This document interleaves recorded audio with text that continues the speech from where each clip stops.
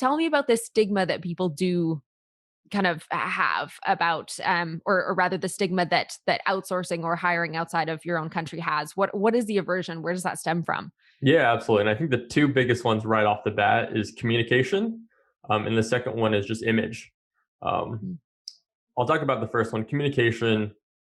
There's no question that wherever you learn English and wherever you are speaking English, you have an accent, right? We have a West Coast accent.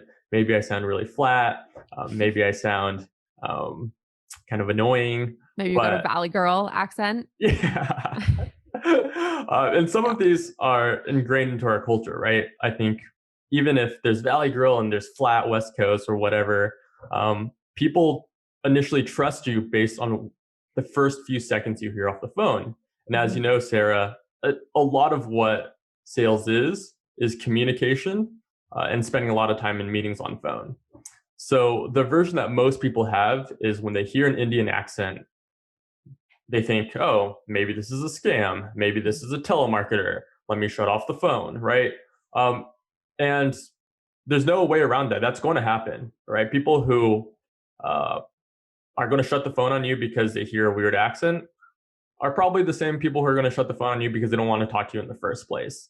But I feel like tech has come such a long way with the CEOs and with the diversity across the board, um, that if you are in a space that's selling to companies who are inclusive, who are in tech, people tend to stay on the phone a little bit longer and look past the accent. Right. Um, if your content is great and if what you're saying is relevant. And I think that's what we train our SDRs to do, saying that, yeah, you're going to have people who are going to shut the phone on you because the first thing out of your mouth is not sounding the same as who you're calling. But that's okay because if our content resonates with people and we can still book meetings, it means that we have a good business model. Yeah, absolutely. Yeah, makes sense. And yeah, as you're saying, the people that are probably going to slam the phone down probably weren't going to listen to you, even if you didn't have a different accent that they had, or aren't very receptive to the idea of new anything. So maybe it's okay that you're that you're losing those people on the first call.